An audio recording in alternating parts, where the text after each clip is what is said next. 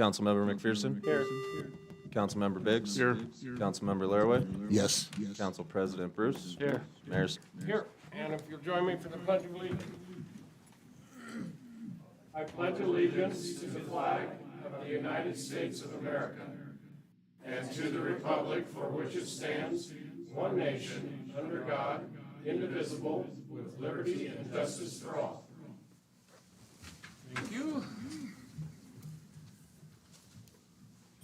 First item is the consent agenda. Any questions or comments or anything you want pulled for discussion? I'm good. I move we approve the consent agenda as published. Second. We have a motion and a second for approval. Any discussion on that motion? Nathan, would you poll council, please? Councilmember McPherson? Yes. Councilmember Biggs? Yes. Councilmember Laraway? Yes. Council President Bruce? Yes. And that motion carries. Next up, we have public comment. Is there anybody who wishes to address the council tonight? Okay. Well, then that takes us right to public hearings. Consideration to approve case number 24-10AN and 2407S. Marina. Welcome. Your first time in doing this in front of council, right? Yes, that's Nice. correct. Good evening, Mayor Steer and members of the council. For the record, Marina Lundy, Planner, CUNA Development Services Department. The application before you this evening requests preliminary plat and annexation approval for approximately 3.31 acres as R4 zoning and to subdivide the site into 6 single-family lots and 1 common lot. The site is located at 8780 South Linder Road, Meridian, Idaho, near West Columbia Road and West Hubbard Road. Staff would like to note the project will be directly integrated and connected to the existing Paloma Ridge subdivision via West Velvet Leaf Court. This will be developing an underutilized parcel, and upon annexation, the project would not require any significant extension to the city's sanitary, sewer, or water services. Upon annexation, the project should be considered orderly development as the proposed zoning designation matches the neighboring Paloma Ridge subdivision and can connect to municipal services located within Paloma Ridge subdivision. The project will include a pathway that integrates into the walking path within Paloma Ridge and Paloma Ridge West, and that in total will be approximately 6,500 feet connecting West Columbia Road to South Linder Road. And staff has reviewed the proposed annexation and pre-plat for compliance with CUNA City Code, Idaho Statutes 50-222, 67 through 65, and the CUNA Comprehensive Plan. And should the council approve the annexation and pre-plat, staff recommends the applicant be subject to the proposed conditions. I'll be here for any questions that you have about the application, and the applicant is present tonight and has prepared a presentation. Okay, questions from Marina? Yes. Okay, thank you. Can I, wait a minute. Yeah, The one question I had was, there was some complaints about flooding in the earlier subdivision portion. And I'm just wondering, what did Toll Brothers do to try to correct that versus adding more lots and might having more flooding problems? Because the homeowners got left with the sandbags. I am actually not aware. Councilman Laraway, that was a separate subdivision where those flooding complaints came in. Wasn't it on Toll Brothers though? Same builder, separate subdivision. Right. Same builder. I'm not aware of any updates or anything regarding flooding, but I know that the applicant with Toll Brothers is here tonight. He might be able to answer that. But I'm not positive if any changes have been made. Okay, thank you. anything further? All right, yeah, if the applicant would like to, you may have the floor, please.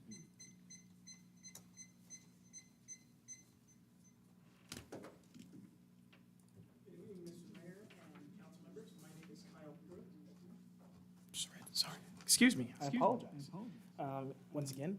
Mr. Mayor and members of council, my name is Kyle Pruitt. I'm the Land Entitlement Manager for the Idaho Division of Toll Brothers, located at 3103 West Sherrill Drive in Meridian, Idaho.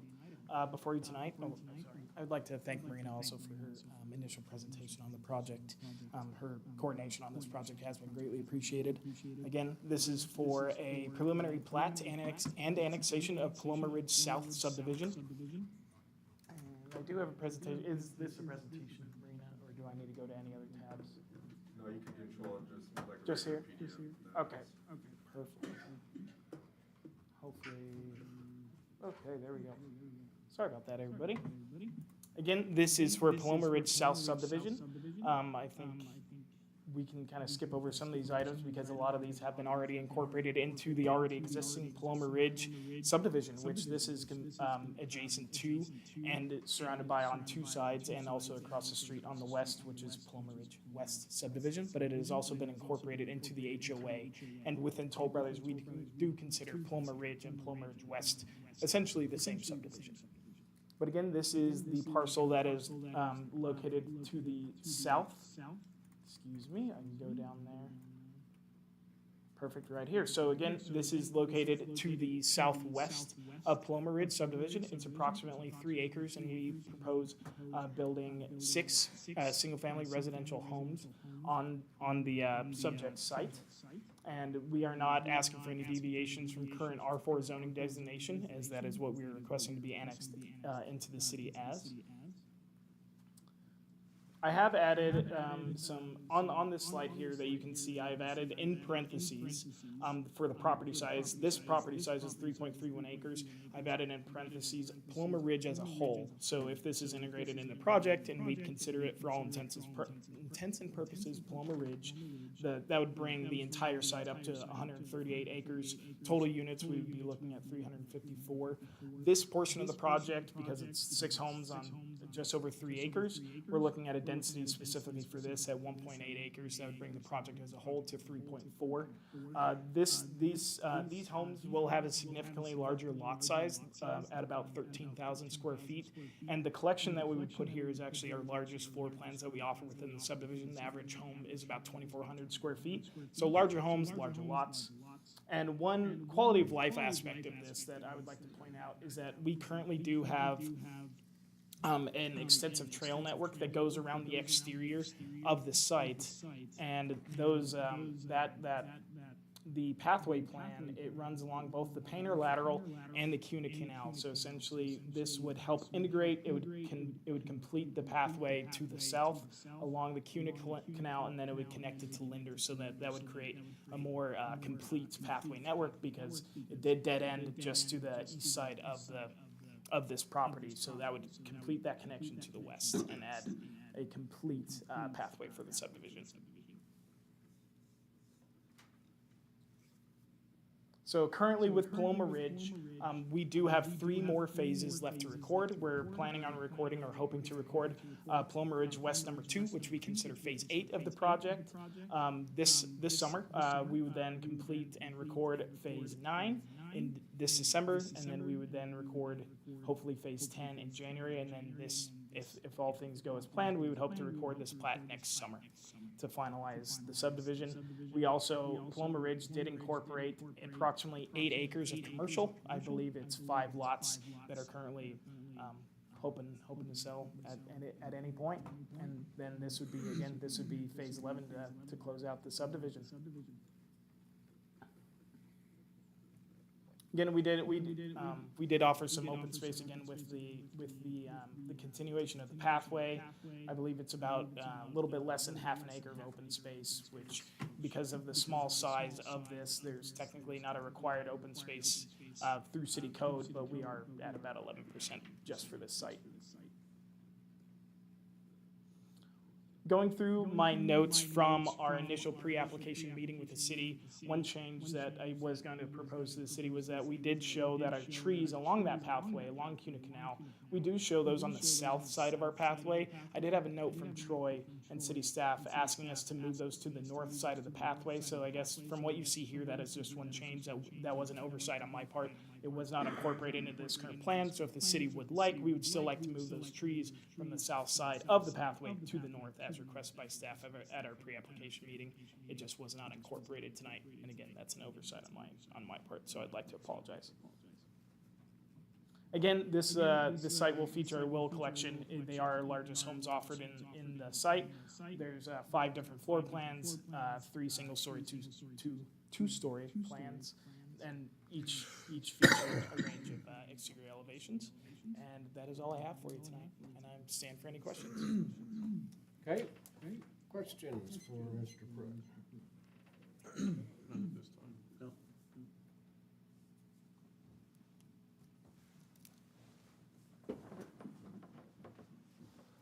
Did you have any questions?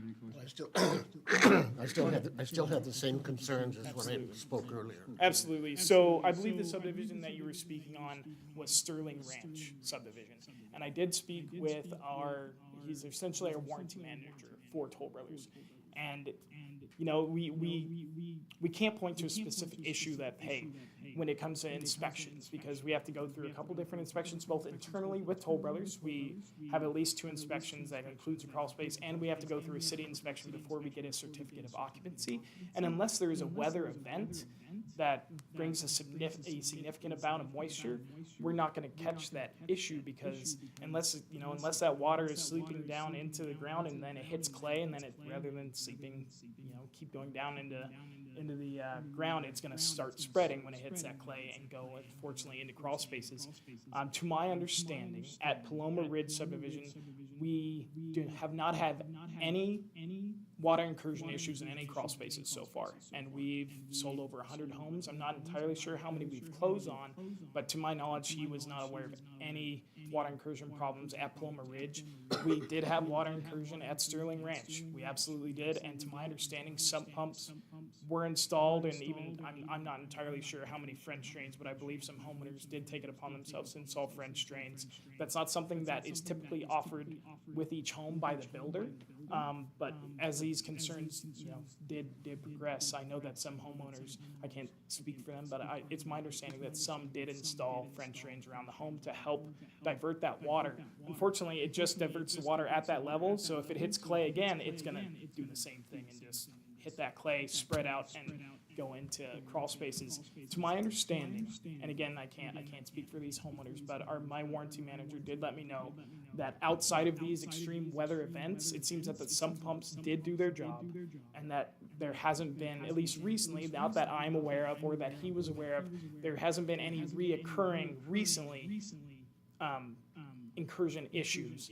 Now, again, I don't think there's been any major weather event recently in CUNA that would cause those issues. But outside of those weather events, to my understanding, those issues have been addressed. But again, I cannot speak for those homeowners. I haven't spoken to each one, but I know our warranty department has been in contact with them. And I believe they did try to do some mitigation efforts outside of that normal 1-year warranty period, which comes standard for Toll Brothers. And that's what I have for you. And I understand everything you said. I guess my concern is we had, I think there was about 10 to 12 homeowners that had the flooding problem. And unfortunately, to my knowledge that I can remember, all of them said Toll Brothers did not step up and help. They were left to buy the sub pumps. They were left to get all that done themselves. It was all on the homeowners. Commissioner Laraway, I wish I had my warranty manager here with me today, because he would be able to speak on each of those cases. And again, to my understanding, that outside of these weather events, this issue should be cleared up either with the sump pumps, and again, our wish is that those never happen. And according to the warranty manager, these happen in less than 5% of our homes overall. And he said sometimes when you look at even just one block, it may skip 2 homes. It may be, hey, this lot had incursion problems, this lot had incursion problems, whether it's clay, whatever type of material that home was built on. It'll skip a house, and then the next 2 might have incursion problems. He said it's kind of a flip of a coin. Hopefully, it doesn't hit very often. Again, he'd say less than 5% of those homes throughout our subdivisions in the valley have had incursion problems. And again, we did go out and install some pumps, and I know some home buyers did do it themselves. I wish I had that statistic for you for which we did, which they did, when it was in the warranty period. I don't have those statistics and details for you. I know that Toll Brothers did something to try to help. I'm not sure how many of those folks. If you would like those details, I can go out and get that for you. Well, I guess another question I have for you is, during the excavation and development of these properties, of the whole subdivision in itself, do they not go down to find out how deep the clay is? That's an educational question I'm asking. And that would be an educational question for me as well. Unfortunately, I'm not the engineer who worked on the project either, and I'm sure those are details that we could find for you, because again, I could probably talk to our engineer and say, hey, for these earlier phases of Sterling Ranch, because we have different engineers who work in different projects, I could probably find that information for you. I don't have it for you tonight, but that's something I can. Just trying to avoid problems. Oh, absolutely. And again, Toll Brothers wants to avoid those problems as well. It's not our intention to cause any sort of headache for these homeowners. It's not, because it's a headache for us too. And we don't, that is not our intention. We want to do a good job for these folks moving in. So, Thank you. thank you. I'd just like to add, and I can appreciate everything that you're doing out in your explanation, but when we say extreme weather, this is Idaho. Yes. I mean, we gotta expect, you can get anything from we even had a hurricane, I think, last year, remnants came up here. But, to me, it's a relationship with the community. And when we had dozens of people show up to express their concern about this, and everyone had the same concern, and it seemed like, my impression anyway, that fell on deaf ears. I have a concern about that with the relationship with the community when you come back, for another project. This one obviously fits a small puzzle piece to what has already been approved. Absolutely. But it gives me a little bit of pause now if some things like this are going to maybe be looked past is it a quality control issue? Is it a warranty issue? Did they not meet the 1 year, and then we just let them out to dry? I get the rules may have been followed, but again, it's a community relationship when you have that many people with the same complaint. Absolutely. And I think just to I guess follow on what Councilman Laraway is saying. So Absolutely. I just wanted to say my piece. Completely understandable. Again, we want to do a good job for these folks who are buying our homes. For the record, Doug Hanson, CUNA Development Services Planning and Zoning Director. Just so the council is aware, when Winfield Springs or Sterling Ranch was initially approved in the mid-2010s, there were different requirements for preliminary plat submittals. Since that has occurred and the code changes have happened, we now require a geotechnical report to be submitted with preliminary plats, so we can see that they have surveyed the site, they've taken core samples, they know what the ground is composed of, and this application does have a geotechnical evaluation within the materials. Question for Doug, since you just brought that up, is that a procedure that's now blanket on all subdivisions? Yeah, for the record, Doug Hanson, yes, that is required for every preliminary plat submittal. Thank you. Okay, further question? No, thank you. All right. Thank you very much. All right, this is a public hearing. I didn't have anybody sign up to testify in this matter. Is there someone who would like to?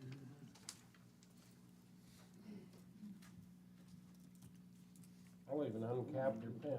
Oh, you got a pen. All prepared.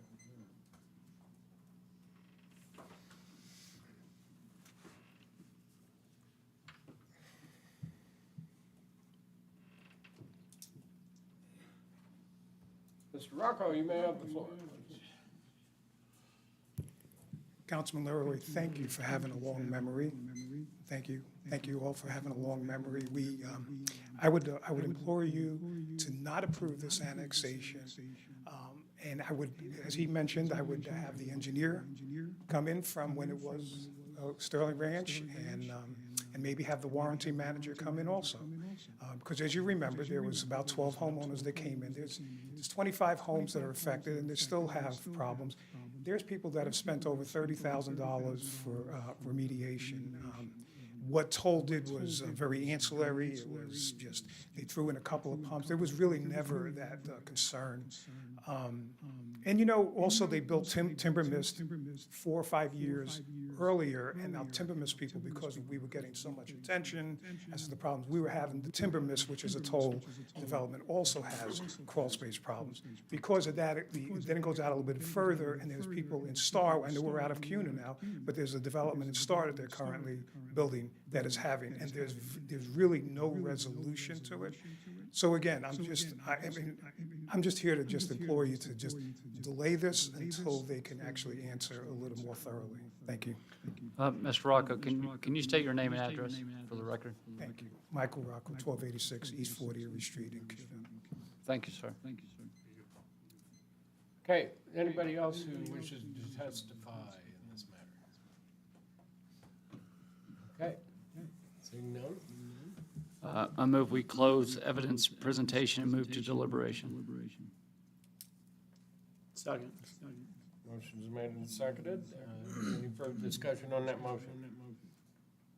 All those in favor say aye. Aye. Any opposed?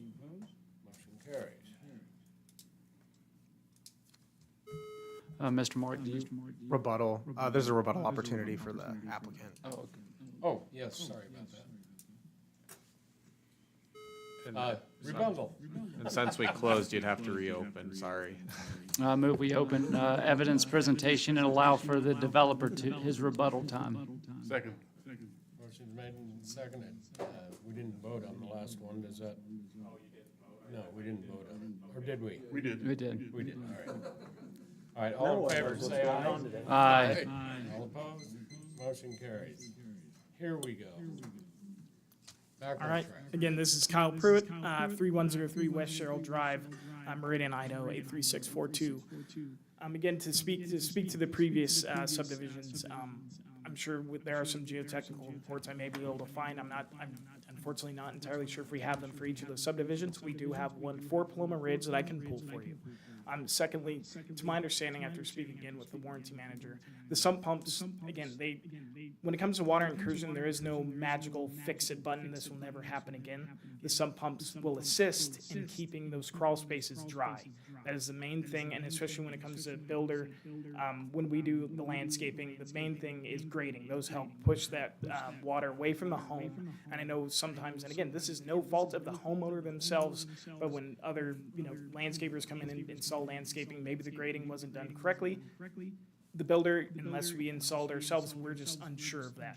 But again, the sump pumps are a way to help alleviate those water incursion problems. The French drains are another way to help with the water incursion problems, but again, those are installed at a certain level, and there is no magical fix-it button, but those are things that can be done to help alleviate those issues. And again, Toll Brothers had done, and I empathize with those homeowners in Sterling Ranch. I'm not sure how many of those things we can make go away. At the end of the day, the issues with weather events will happen.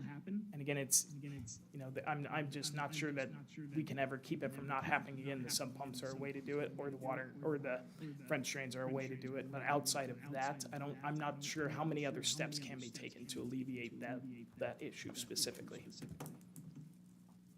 Okay, any further questions? Yes, again, I'll follow up the same thing. And you're saying that the homeowners, what kind of bothers me about this is the homeowners had to take care of everything. And Toll Brothers turned a blind eye, even though the complaints were brought to their attention. If it's predictable, it's preventable.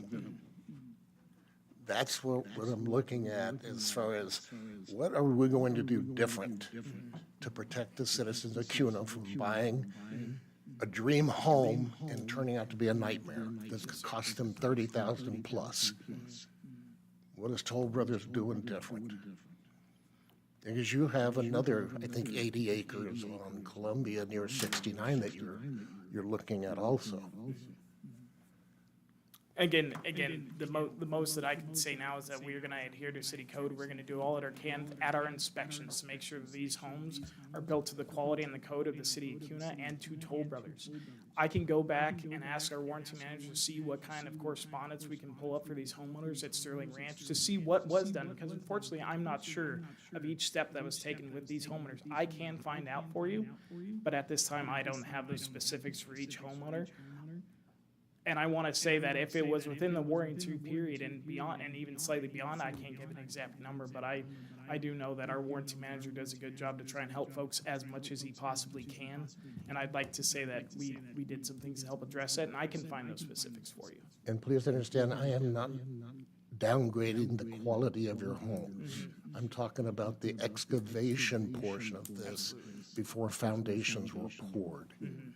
That's where the concern is. Absolutely. Absolutely. Thank you. Yeah, thank you.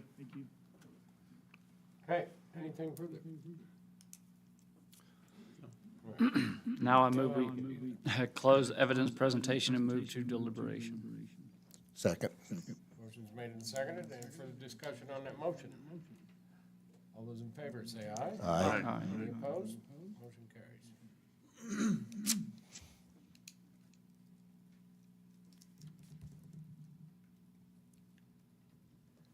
Well, I must say I am surprised that it's 5% of homes. I had no idea.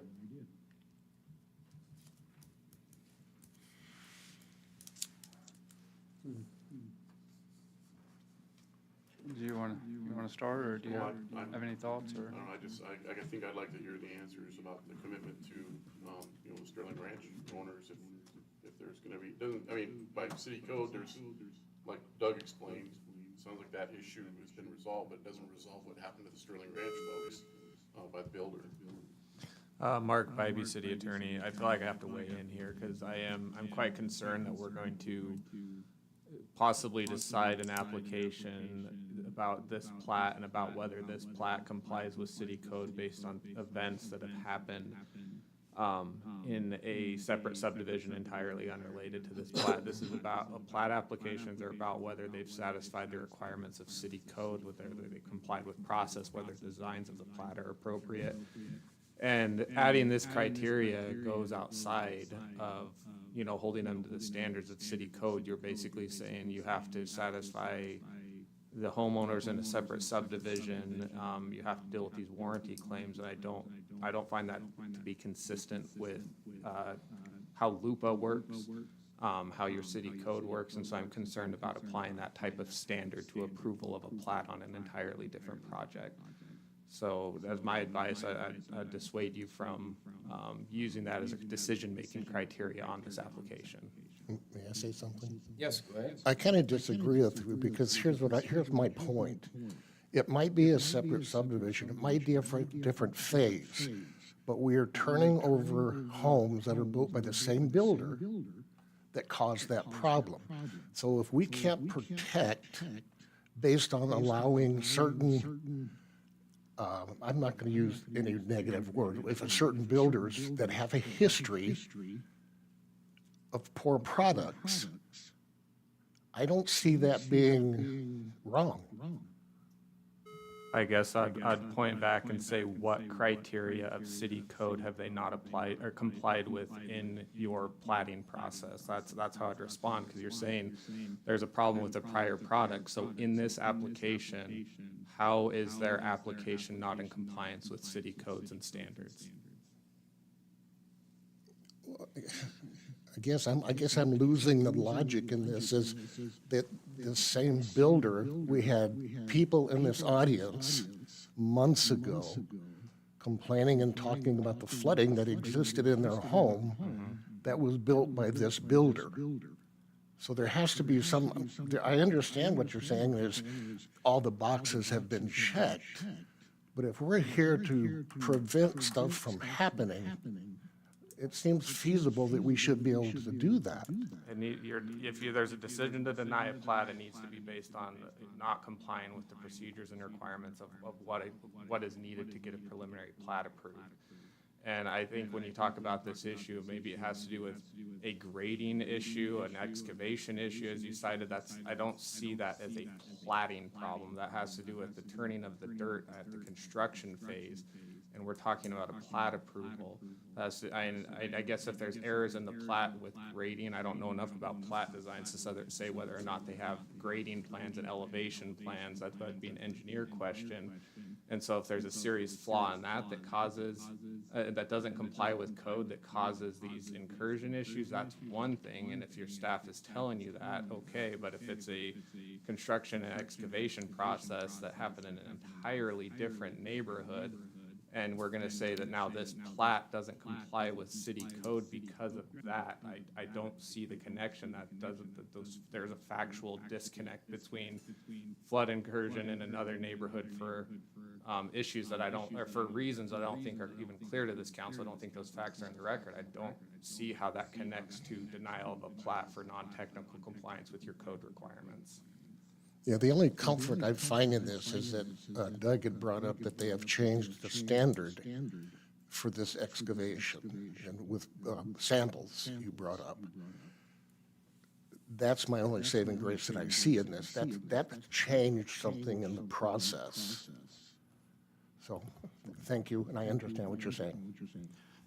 I have a question. Yes, go ahead. So I understand what you're saying as well as, we're just looking at the legal aspect of it. It meets all the criteria to approve the plat. If we have a developer who has had a history of things like this, what can the city do to kind of mitigate that impact on the homeowner or our citizens moving forward? Is there something that we can do as a community, as a city that holds them accountable for future projects, not looking back at any, but we say, hey, we see a history of this, in the valley area. We would like to protect our residents rather than just saying. Yeah. Again, Mark Bybee, city attorney. Part of the problem with your question for me is I'm not an engineer, and you're asking, I think, largely for an engineering answer. But there is a legal component to it as well. And it's basically putting, because you need to understand from an engineering perspective why the incursions happen, right? And I know enough about water incursions that a single answer is not the answer to all water incursions, right, into crawl spaces. And so understanding, is this an actual, was it something with design? Is it something else causing it? Are even in that neighborhood, all the incursions the same thing? So understanding, what is causing the problem, I think is the first component, and then adopting ordinances that, require design standards and those types of things that would prevent that issue from occurring again. But without. And I'm just asking in a broader sense, Yeah, right? so Just for- I'd say the first component would be investigation of the issue to understand it thoroughly, to then actually put in ordinances that actually address it. Because otherwise, if we're just trying to fix it from a legal perspective, we're just throwing out ordinances that might not do Yeah, anything. that might do, right. And I think that's the issue with this particular one that we roll back to, is that some were recorded during the warranty period, and the reasoning for the intrusion was never answered. There was never anything done. There were some pumps put in and things like that, but there was never an answer to the question as to why it happened in the first place. So I think that's why this one came up and why it's going to continue to come up.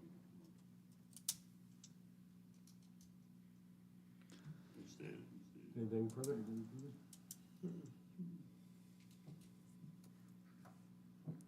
Councilman Laura, do you have any other questions?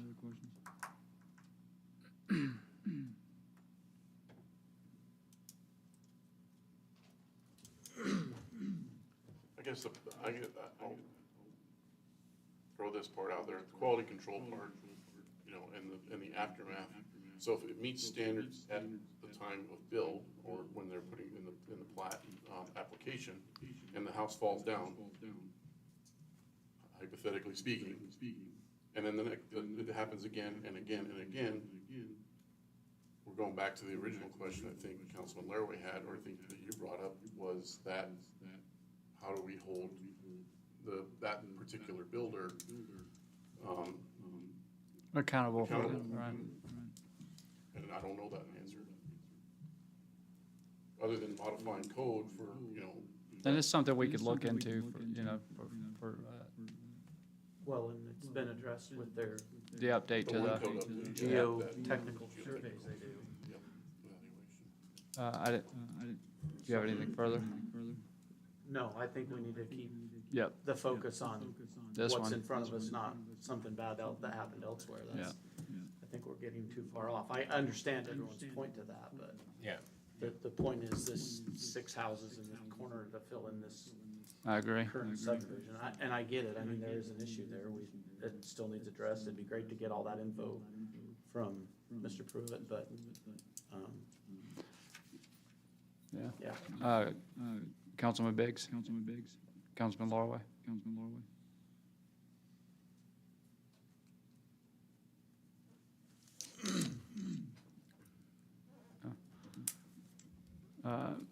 Well, I mean, we have, I think Mark does speak to, a lot to. What are your thoughts? Well, I understand what our attorney is saying. I kind of disagree, but I understand what he's saying. But if this problem didn't happen once, it happened 12 times, I'm sure that number's give or take a house. I don't remember the whole accountability. But if, and again, I'm trying to look at this logically, if the warranty on these homes are 1 year, and they have a product that they know is very good, 1 year is fine, why wouldn't they give 2-year warranties on these houses? And I think that's a question that they would have to decide. Yeah, something. We can't make them do Yeah, that. and if we look at where we're at, they meet all the requirements for sewer, schools, water, plat. They've checked all the boxes, so even if we were to deny it, I think we're putting ourselves in more of a pickle than not. It should be something that we should get some information on, I think. And if anything has come from this case, is I hope that the developer or his representatives take this information back and understand what we're talking about and try to make things better in the future. I agree. Okay. If I may. Yeah. Mark Bybee, City Attorney, and I think something that might help here is, when I hear you, Councilman Laraway, discussing this, keep in mind, we're at subdivision phase, we're at plating phase. I think it gets confused here because the end developer is also end builder, sorry, not end developer, end builder. And at a plating phase, the council is approving a drawing of where street improvements will go, where boundary lots will be drawn. Doug, you might need to weigh in and correct me on this. I think there's a drainage plan component with this as well. And so those are the things that are getting approved right now. And so you're talking about other things too that I think come in at building inspection when it's the builder. Granted, it's a toll organization that builds, but we're talking about right now, what are you approving? A drawing of lines of future improvements and parcel locations. Whereas when we get into these other things, the building permit phase, the building inspection phase, the builder's gonna be dealing with these issues. And yes, if there's a drainage plan right now thing, that would be relevant, I think, to this discussion if there's a problem with the drainage plan. But if the drainage plan is appropriate and it's accepted by the city engineer and approved, these other things that are happening, you're talking about a building phase, right? Yes, it's a total entity that builds unless they change their business model and let somebody else build on their parcels, but I don't expect that to be the case, but it'll be building permit, building inspection phase. I don't know if that helps kind of add some structure around the thoughts you're having, but I thought I wanted to offer that.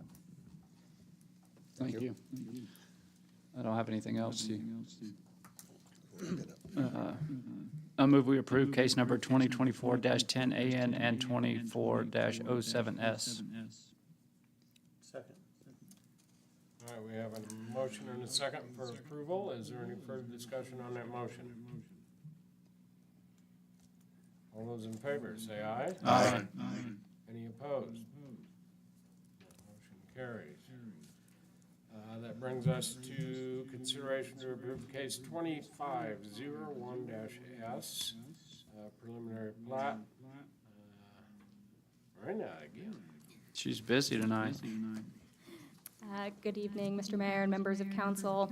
For the record, Marina Lundy, Planner, CUNA Development Services Department. The application before you this evening requests preliminary plat approval for approximately 7.95 acres, already zoned R4 for medium-density residential, and to subdivide the site into 17 residential lots with 3 common lots. 1 dwelling unit is currently being constructed, and if the application is approved, this evening, that will be incorporated into the subdivision and 3 common lots. The site is located at 360 South Strobel Road, and staff has reviewed the proposed pre-plat for compliance with CUNA City Code, Idaho statutes, and the CUNA Comprehensive Plan, and should you approve the application, staff recommends the applicant be subject to the proposed recommended conditions as outlined in the staff report. And I'll be here if you have any questions, and the applicant is present tonight as well. Okay, questions? No. All right, thank you. And if the applicant would like to step up? Good evening, City Council. Charlie Tipton, applicant and homeowner. As Marina said, this is 7.95 acres. We originally me and my husband are personally building our house on it, and are doing the subdivision in part because in dealing with city engineers and everybody, they've asked that if we tap into city sewer, we do it for the entire future growth of the property. We originally sought to have the northern road be more in the center of the parcel, and we were desiring 8 almost acre lots. ACHD, after comments and working with them, has asked that we consider continue Odyssey all the way to the north. For that reason, if you look at the plat, we had to add a few more lots, unfortunately, just to offset that cost.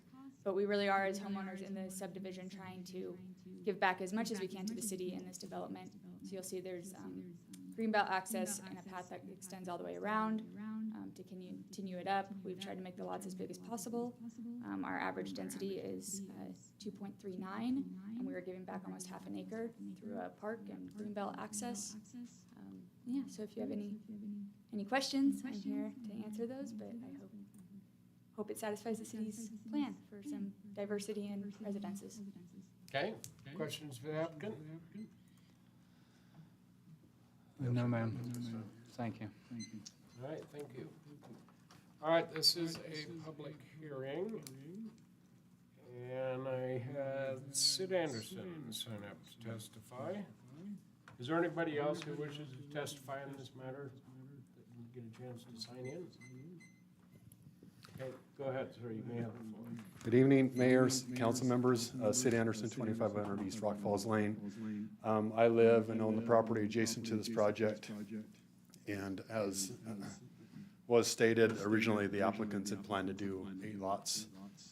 But because of ACHD requirements, they had to add significantly more road than they had anticipated, and so they added more lots to offset the cost. I simply bring that up again just to remind everybody how often our regulations make us end up having the same products in the end.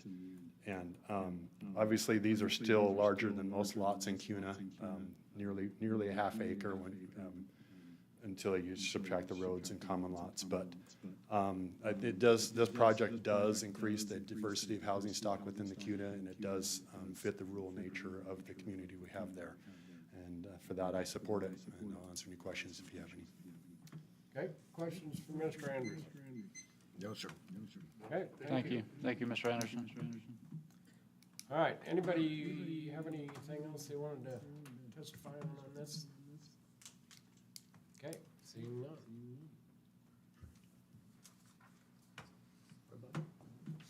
none. I actually had a question for the applicant. Too late. Oh. Just kidding. The bell went off. Councilmember Bruce, you may have the floor. What is the time frame for construction with this project? So we are personally holding a loan, so we want to move as quick as possible. We've already submitted all of our engineered drawings to city for approval. So as soon as this is approved, we hope to work hand in hand and get done by the end of the summer would be our goal. Okay. Absent that, we're gonna have some issues. Thank you. Okay, ACHD strikes again. I move we close evidence presentation and move to deliberation. Second. motion's made and seconded. Any further discussion on that motion? All those in favor, say aye. Aye. Any opposed? That motion carries. I drive by this one almost every day, and I saw that there's a house out there being constructed in that area. It's pretty big, nice area. It's right across from the pickleball courts. Yeah, I'm just glad to see R4s. I don't think we have enough of them in this town. I didn't have anything else to say. I think that she's going to live on the project if it's the surrounding areas. I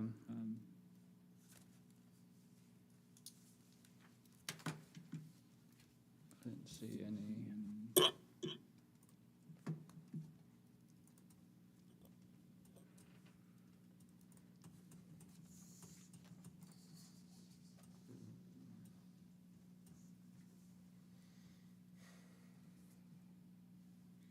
Okay. Move we approve case number 25-01S. Second. Motion's made and seconded. Any further discussion on that motion? All those in favor, say aye. Aye. Any opposed? That motion carries. Thank you. And that takes us to approval, consideration to approve case number 25-01-CPM, comprehensive plan map amendment for Jasper Solar. Troy Buhnen. Close enough. Yeah. Good evening, Mr. Mayor and members of the council. For the record, Troy B. Hunan, CUNA Development Services Department. So the application before you this evening is requesting a comprehensive plan map amendment of the city of CUNA in order to remove the proposed lands within the application from the CUNA area of city impact boundary, also known as the ACI. This request includes 7 total parcels, which covers approximately 876 acres, most of which is owned by the Department of Corrections, or the BLM. And this is located in the eastern part of the CUNA ACI boundary. I would like to emphasize that this request is only to amend the comprehensive plan map. It does not include a land use component. That's all I have for the council. The applicant is here. They have a presentation, and I will be here for any questions that you might have. Okay, any questions for Troy? All right, thank you. If the applicant would like to come forward. Just gonna make sure I can. Oh, there we go. Hi, everyone. My name is Caitlin Clancy. I work for Desiree, and I live at 262 East 2nd Street, Unit 3E, New York, New York. I'm here today to talk to you about a request for a comprehensive plan map amendment for development of the Jasper Solar Project. Troy has been a huge help throughout this process, and I want to say thank you for his introduction today. In order to ask for this comprehensive plan map amendment, I'm going to first tell you about our company, Desiree, and then about the Jasper Solar Project specifically, and finally about the benefits of the project to Ada County. I do want to reiterate that we will be going through an Ada County permitting process later on, should we be approved for this map amendment, and so that will be an actual approval of the project itself. So just to give you a sense of Desiree, we are a nationwide renewable energy developer, owner, and operator. We construct, operate, and own our projects over typically a 40-year life, both solar and wind, as well as battery storage. As long-term owners, we are invested in the quality of our projects and the relationships that we have with the local communities. So we work from day one to get to know our neighbors, to make sure that our project fits in, is built with quality, is not going to cause any sort of erosion, flooding, neighboring impacts to our host communities. We have about 11 gigawatts of operating, in construction, or contracted projects across 25 states, give or take, and 75 projects. More specifically, I can show you a map of our projects here. We have a big presence out west. I personally work out west along with my colleague Megan Knudsen here. And sorry, I realized I just forgot to introduce my team. But this is Megan Knudsen from Desiree, and then Nate Jones from SWCI, our environmental consultant for the project. But yes, I mostly work out west. As you can see here, we have a big focus in Utah. We are the largest solar owner and operator in Utah. We also have a project in eastern Idaho called the Power County Wind Projects. This was actually our first, completion of development and start of construction back in 2011. So just to talk a little bit about the project specifically, I know this font is a bit small for everyone to see, but this is a 150 megawatt solar plus 150 megawatt 4-hour battery project. And it's located over at the intersection of Cunamora Road and South Pleasant Valley Road. As Troy mentioned, this project is sited on 1,500 acres of land in total, 1,000 of which are leased from the Idaho Department of Corrections. We don't have any BLM lands in this project, but everything that we are seeking to remove from CUNA's area of city impact belongs to the Department of Corrections. This project is probably looking at like a mid-2027 start of construction with a late 2028 start of operations date. We are working through the interconnect process and are almost complete with Idaho Power, seeking to connect pretty much on site adjacent to a substation that is owned by Idaho Power at the Meta Data Center. In this map, you can see there's a little construction area in the southwest corner. That's actually the Meta Data Center. The imagery just wasn't up to date. But we've also completed all of our environmental and other geotechnical studies for the project to date. No anticipated impact to wetlands, special status species, or any cultural artifacts. So this map just shows you the boundary of CUNA's area of city impact in orange, and then our project parcels are shown in orange outline.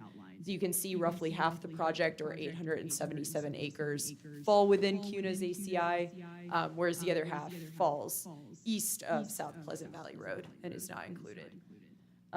Currently, these Department of Corrections parcels, since they are technically state land, they don't generate any property tax revenue for CUNA or the county.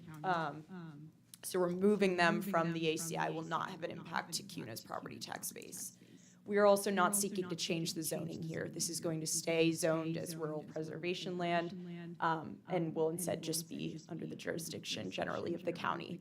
The reasoning for that is since the county requires centralized power facilities to not be located within an ACI of any town. I think that was mainly it here, but on the next slide, I know this is pretty zoomed out, but the blue parcels are what is CUNA's city limits, whereas the orange is the ACI. So this project is about 7 miles from here, 7 miles east, kind of in a, I would say, more industrial part of the county near the Meta Data Center, a couple of gun clubs, and the beef processing plant out there. To talk through the benefits to Ada County, as you all have seen, I'm sure, there are a ton of data centers and other large loads coming to the area. Jasper Solar seeks to provide clean, reliable power through a solar project with a stored battery, which will help to alleviate some of that evening load as well. Additionally, this project is going to supply about 150 to 200 construction jobs for about a year and a half, as well as up to three, probably three exactly, actually, based on the size, full-time site tech positions throughout the 40-year life of the project. Additionally, as I mentioned before, there's no property tax being paid on roughly 2/3 of the parcels making up this project right now. The solar project will generate property tax revenues via a gross receipts tax, which is a state code, 3.5% of the project's revenues, which is then redistributed to Ada County, as we've been told, pretty much along the current parcel allocations. So some of that will go to CUNA resources, such as the CUNA schools, CUNA cemetery, CUNA library. I would say also solar projects use very little water, especially during operations. Obviously, during any construction, there's water use to mitigate dust spread, anything like that. This will not really use any water during operations of the project. Additionally, we are required by Ada County to provide a vegetation management plan, and also, runoff, grading, drainage, similar things via our building permit eventually. I think that was pretty much everything that I had today. Our contact information can be found here if you guys have any follow-up questions, but happy to take any questions now.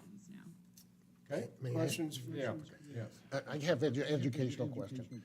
On the solar panels that you put up, is there any history of the solar panels generating fire hazards? So typically, the solar panels, and let me see if I can pull up a photo of one. So this is smaller, but you can see they're dark colored. And that's designed to basically absorb sunlight to transfer that energy into the grid rather than reflecting, causing a fire on nearby infrastructure, anything like that. The panels themselves, I don't have a technical background, and I don't know exactly how, we haven't had a history of starting fires that way. But also in terms of vegetation on the site, we keep that pretty well kept so as to avoid fires like that. We don't let our vegetation get out of hand and touch the infrastructure. Second question I have for you, the land that you're getting from BLM and Idaho Corrections, are you leasing that? Yeah, so just to clarify, we don't have any land that is owned by the BLM in the project, but the Idaho Department of Corrections land is leased, yes. Okay, thank you. Okay, what's your question? I have a question. Yep. You mentioned that the power of this nature, I guess, isn't allowed inside a city's area of impact. Okay, so that was the reason. It was a little fast. Sorry, I was trying to write it down. No, that's Yeah, okay. yeah. Ada County doesn't allow a CUP application for any centralized power facility, which solar, I think it's above 20 megawatts falls within. So we can't apply for a CUP without first going through this process. Okay, thank you. Okay, further questions? Not for the applicant. Thank you all. Thank you. All right, this is a public hearing. I didn't have anybody sign up to testify. Is there somebody who wishes to testify in this matter? Okay, seeing none. I have a question for Doug, if you don't mind. Yes, Councilmember Bruce. We're not approving this project, so why, I'm confused that we're looking at all the information on the project when we're not approving the project. Is that normal? Yeah, so for the record, Doug Hanson, Planning and Zoning Director. So the applicant provided solar information within their presentation, but truly all we're looking at is the removal of these parcels from our area of city impact. Area of city impacts are established to identify areas that you are likely to annex in the near future and to be able to provide services to. At this point, the city can do neither, so that's why we recommended to the applicant that they submit an application to be removed from our ACI. And that's really what we're looking at tonight. Okay, yeah, because, Good. Anything further?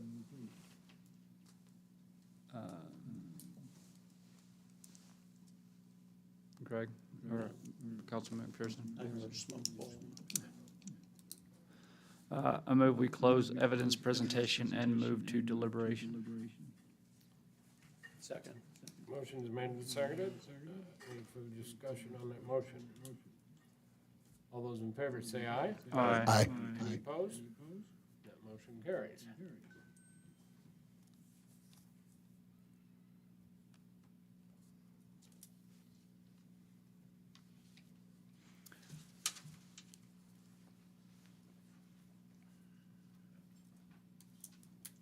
Do you have anything? I do not. I don't, I look at it as, if the land, most of the land belongs to BLM and Department of Corrections, it's not like it's ever gonna be a future benefit for us that I can foresee. Yeah, I don't think there's anything we could ever do with that property anyways.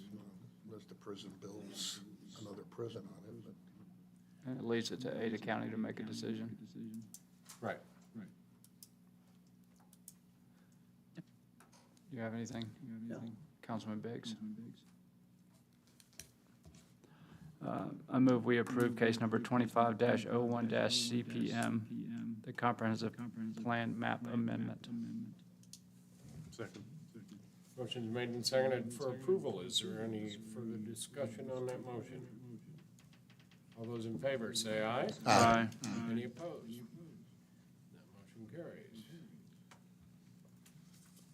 And that takes us to business items, 7A. Consideration of case number 26-06-TE, Grand Prado number 4, Marina Lundy. Mayor, I just wanted to make for the record, it's case number 2506-TE. Oh, 2506-TE, okay.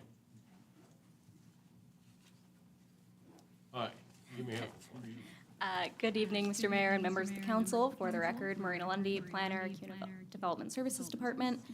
The application before you this evening requests time extension approval for Grand Prado number 4, which is approximately 15.46 acres with an R4 zone and will consist of 51 buildable lots and 10 common lots. The site is located at South Bitter Creek Ave near the intersection of Amity Road and South 10 Mile. Staff would like to note that time extension was previously approved by council on May 7th, 2024, and the application was submitted this application was submitted prior to the expiration date of May 7th, 2025. The applicant is requesting their second time extension due to unforeseen delays involving coordination with the city and Ada County Highway District on design changes and additional coordination with Idaho Power on a transformer location. The requested time extension should provide them with the time to complete the necessary development improvements and record the final plat for Phase 4. The construction drawings are approved by the regulatory agencies, and construction is substantially underway. The final plat application was approved by council on March 4th, 2025, and staff has reviewed the proposed time extension for compliance with CUNA City Code, and should the council approve the application, staff recommends the applicant be subject to the proposed conditions as outlined in the staff report. The applicant is present tonight, and I will also be here for any questions that you have. Okay, questions? I have a question. What was I guess, what are their issues with the city, the coordination with the city? I believe that was just moving through with all of the ACHD design changes and getting approval through that process, making sure that everything complied properly. For the record, Doug Hansen, Planning and Zoning Director, and Adam Wenger can correct me if I'm wrong, but there was also some coordination involved with us going through the construction drawings on this phase in particular with a county subdivision to the north. So that did cause some delays.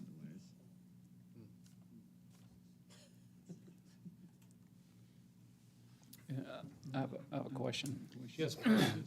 So we've already approved a extension once. Was there an extension provided previous to us voting on one?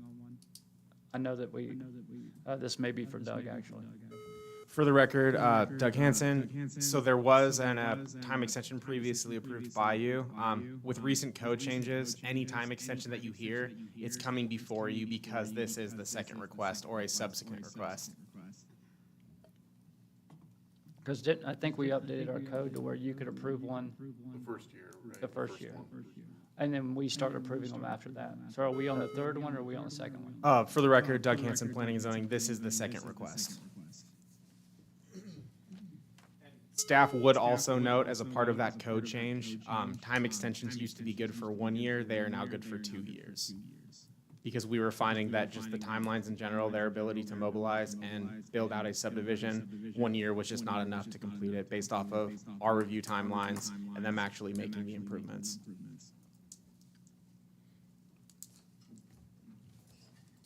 I didn't mean to cut you off. No, no, you're good. He does it all. I have no further questions. Okay, anything further?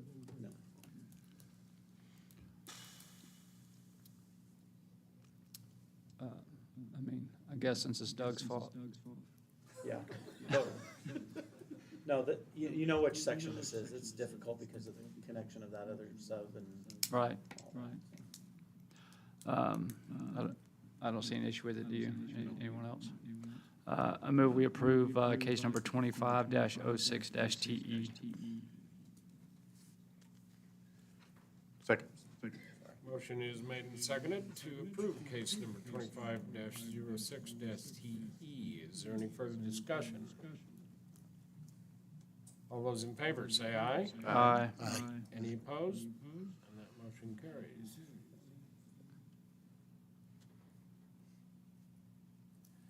That takes us to item B, consideration to approve the decision and reason statement.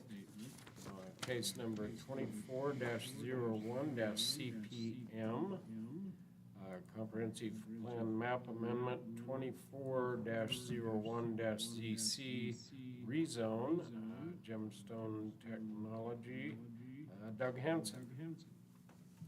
For the record, Doug Hanson, Planning and Zoning Director.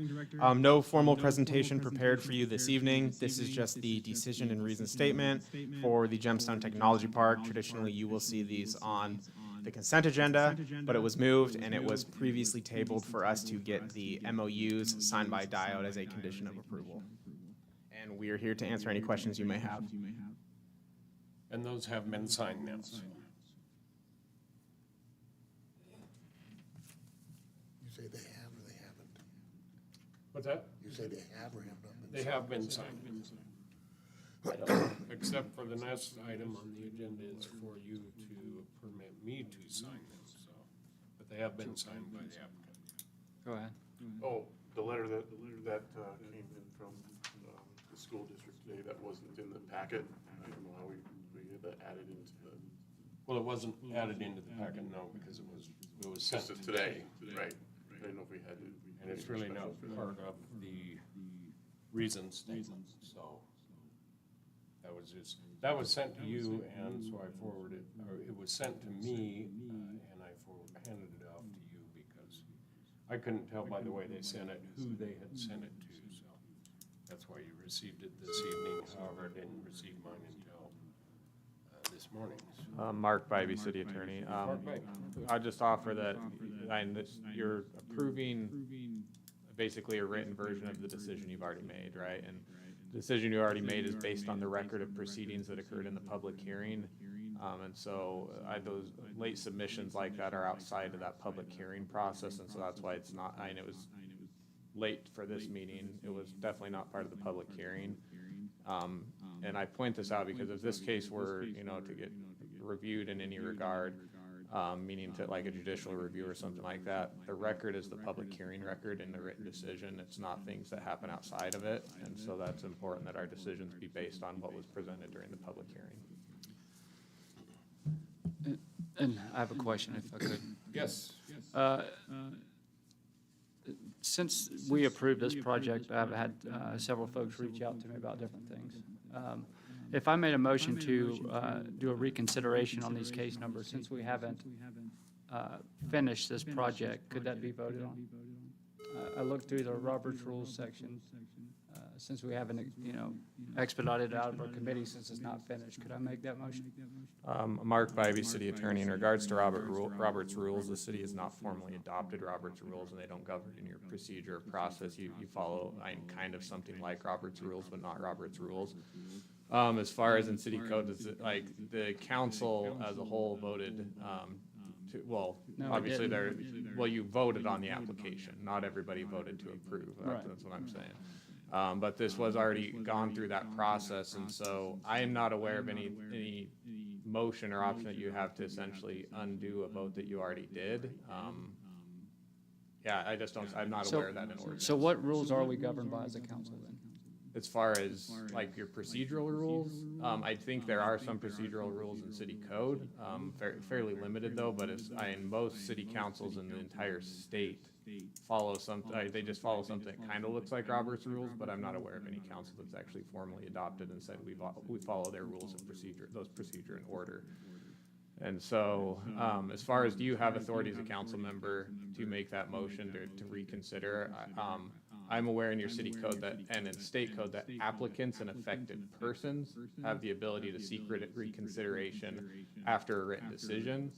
But for a council member to do that actually issuing the written decision, that's a novel question to me. And I was looking through it just because it said we haven't, finished the actual, we haven't approved the final decision, so it's still before the committee. And so that's why I was asking, I was just curious. Yeah, and I would say. So you answered some of my question as well. Once the final statement's issued, then the other folks could have an option to it. Okay.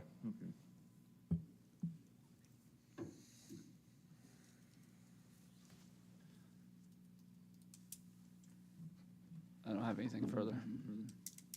Okay, further comment? Someone want to make a motion?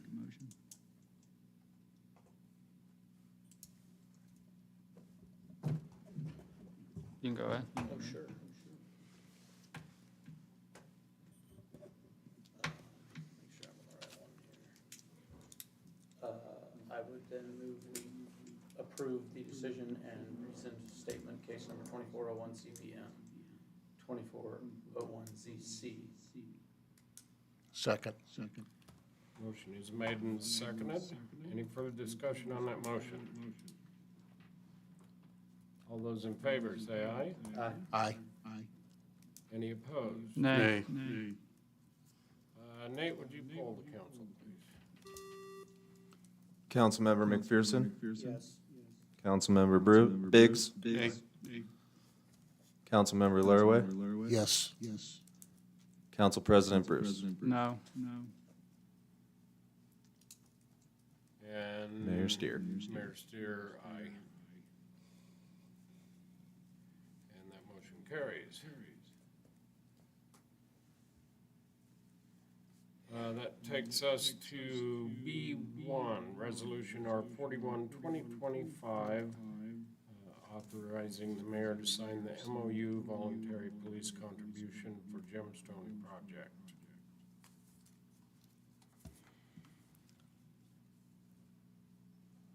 And they have been signed again by.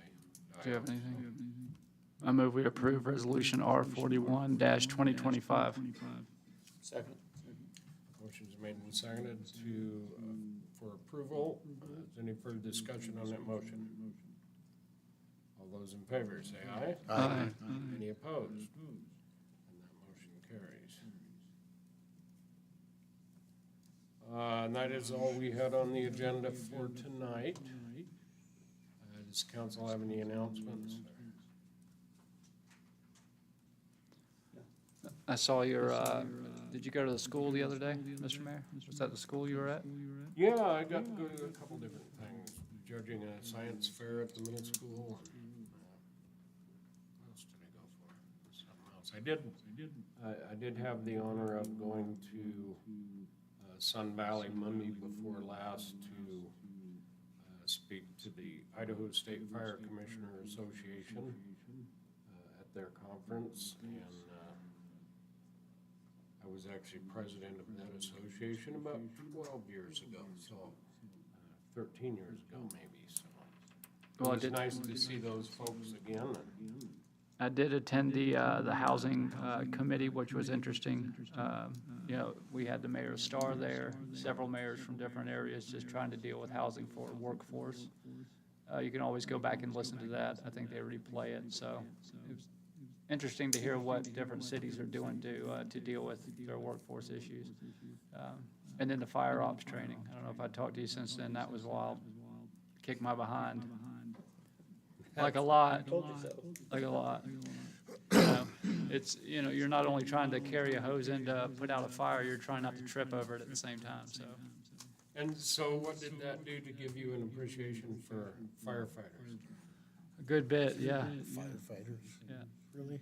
Yeah, that's the fire, yeah, well, And my, it's the purpose of that, actually, they've done that for quite a few years, but it was to give people an opportunity to go in and actually see what they do in fire situations. They did it at the training center in Meridian, and tell them what all you did. yeah, well, we did the 4-story ladder climb on the ladder truck. We broke into, or what do they call it, forced entry for commercial and residential, so that was, and they kept saying, that just gets you tickets to the show. You know, you climb the ladder, that's just a ticket to the show. You break down the door, it's just a ticket to the show. CPR in the back of an ambulance, just a ticket to the show. And so, you know, if any of you pass out over here and have to ambulance ride, I could perform CPR in the back. But, While it's moving and going around. while it's moving. They drive a little Yeah, they crazy, do too. drive crazy, so it was good. It was a good experience if you ever get the chance to. Yeah, the firefighters have to have an axe or something like that. Yeah, Police use their foot. it's called a Halligan I tool. want some recognition for the guys in blue. That's all I had, though. It was a good experience. Yeah, good. Even I'm had a. glad you had the opportunity to do it. It's a cool thing. And I don't know if everybody read this, but out of the 100 cities in the United States, CUNA is number 51 as far as growth.